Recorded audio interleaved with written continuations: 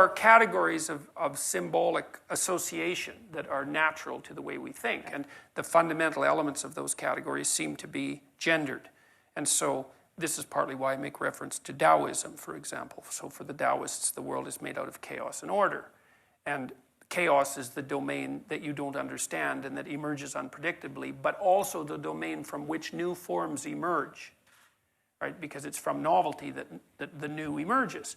And I think the fundamental association between femininity and chaos is the association between what's unexpected and novel and what's new, because new forms emerge from chaos. And it's not that chaos is bad and order is good. That's no, not... Both have their pathologies. Both have their pathologies. And their virtue, yeah. Yes, and what you're looking for, and this is what the book concentrates on above all, is that you're looking constantly to find the balance between those two. So, for example, formally speaking, the domain of order is that place that you are when what you're doing is producing the results that you want to have produced.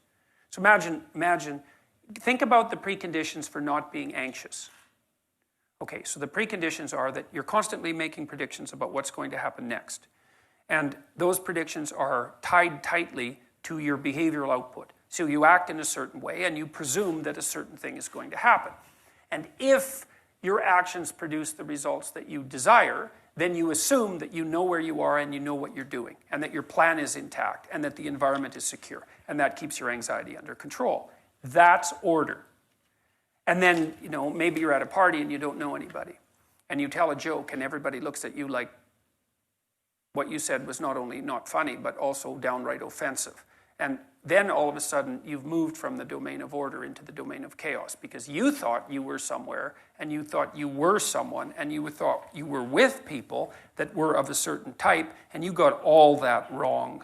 And so it You're also suggesting it is going to be the woman who says, I find that really offensive. Well, I'm not suggesting that. But it probably is. Never mind. But women are also more sensitive to negative emotion. Right. So there is some slightly higher probability that that might be the case. But then I think women are also associated, at least in men's imaginations, with nature, which is part of